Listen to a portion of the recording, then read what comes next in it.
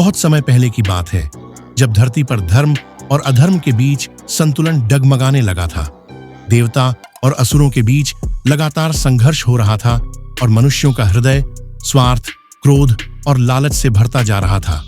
ऐसे समय में एक दिव्य गौ माता का जन्म हुआ, कामधेनु। यह कोई साधारण गाय नहीं थी, बल्कि ब्रह्मा जी की कृपा से उत्पन्न वह चमत्कारी गाय थी जो इच्छा मात्र से सब कुछ प्रदान कर सकती थी। यह कथा केवल एक चमत्कारी गाय की नहीं, बल्कि उस दिव्यता की है जो निस्वार्थ प्रेम, सेवा और सत्य में बसती है। एक समय की बात है जब असुरों ने पृथ्वी पर आतंक मचा रखा था। आर्षि मुनियों की यज्ञ वेदियां जला दी जाती, गांव-गांव में भय और हाहाकार मचता। ऐसे ही एक पवित्र स्थल पर महर्षि वशिष्ठ तपस्या में लीन थे। उन्होंने वर्षों तक ब्रह्मा जी की आराधना की और तब ब्रह्मा ने प्रसन्न होकर उन्हें एक दिव्य वरदान दिया, एक गौ माता जो इच्छा अनुसार अन्न, वस्त्र, धन और रक्षा दे सकती थी। उस गौ माता का नाम था कामधेनु। कामधेनु स्वर्ग की गौशाला गोलोक से आई थीं, जहां वे देवताओं की सेवा करती थीं। वशिष्ठ के आश्रम में उन्होंने सेवा, त्याग और सौम्यता का जो पाठ पढ़ाया, उससे समस्त ब्रह्मांड में उनकी ख्याति फैल गई। राजा विश्वामित्र, जो पहले एक प्रतापी क्षत्रिय थे, एक दिन अपने सैनिकों सहित वशिष्ठ के आश्रम पहुंचे। उन्हें वहां की संपन्नता देखकर आश्चर्य हुआ।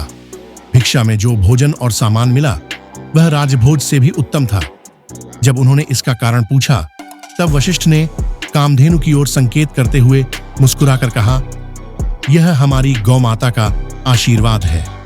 विश्वामित्र की आंखों में लालच चमक उठा।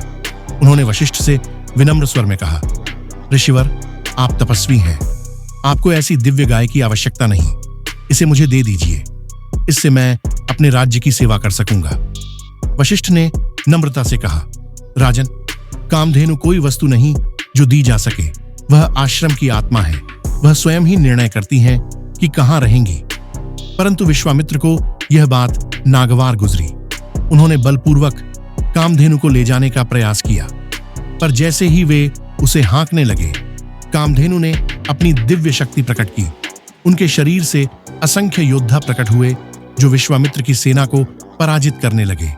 विश्वामित्र पराजित होकर लौट गए, परंतु उनका अहंकार चूर नहीं हुआ। इस संघर्ष के बाद कामधेनु व्यथित हो गई। उन्होंने वशिष्ठ से कहा, गुरुदेव, मैं सेवा करना चाहती हूँ, युद्ध नहीं, परंतु मेरे कारण आश्रम में अशांति आ रही है। मुझे लौटा दीजिए गोलोक। वशिष्ठ की आंखें नम हो गईं। उन्होंने कहा, तुम मेरी तपस्या का फल हो। तुम्हारे बिना यह आश्रम अधूरा है, परंतु यदि तुम्हारा मन व्यथित है तो मैं तुम्हें नहीं रोकूंगा।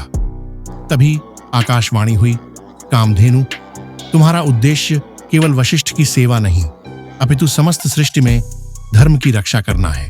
तुम्हें अभी यहां रहना होगा। कामधेनु ने सिर झुकाया और अपनी पीड़ा छुपाकर सेवा में जुट गई, पर उनकी आंखों में अब एक विषाद की लहर थी। कुछ वर्षों बाद विश्वामित्र अब एक तपस्वी बन चुके थे, परंतु उनके मन में अभी भी कामधेनु को प्राप्त करने की तीव्र लालसा थी। वे फिर वशिष्ठ के आश्रम पहुंचे, पर इस बार न कोई क्रोध था, न ही हथियार। उन्होंने शांति से कहा, ऋषिवर, मैं समझ चुका हूं कि शक्ति बाहुबल से नहीं, तप और त्याग से मिलती है। मैं आपसे क्षमा चाहता हूं। वशिष्ठ ने उन्हें गले से लगा लिया। कामधेनु की आंखों में चमक लौट आई।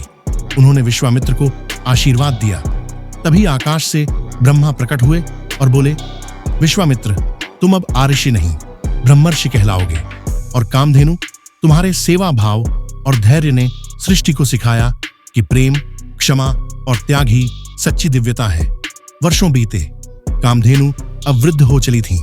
एक दिन उन्होंने वशिष्ठ से कहा, गुरुदेव, अब समय आ गया है कि मैं गोलोक लौट जाऊं। वशिष्ठ ने स्नेहपूर्वक कहा, तुमने सृष्टि को जो दिया है वह अमूल्य है। जाओ, पर तुम्हारा नाम युगों युगों तक पूजा जाएगा। कामधेनु ने आकाश की ओर देखा और एक उज्जवल प्रकाश में विलीन हो गई। आज भी उनकी संतानें, गौमाताएं धरती पर मानवता की सेवा कर रही हैं। उनका दूध, उनका स्नेह, उनका त्याग आज भी कामधेनु की ही याद दिलाता है। कामधेनु की कथा केवल एक चमत्कारी गाय की कहानी नहीं, बल्कि उस निस्वार्थ प्रेम और सेवा की गाथा है जो सृष्टि के मूल में है। जब तक मानव धर्म और करुणा के पथ पर चलेगा, तब तक कामधेनु की आभा इस संसार को आलोकित करती रहेगी।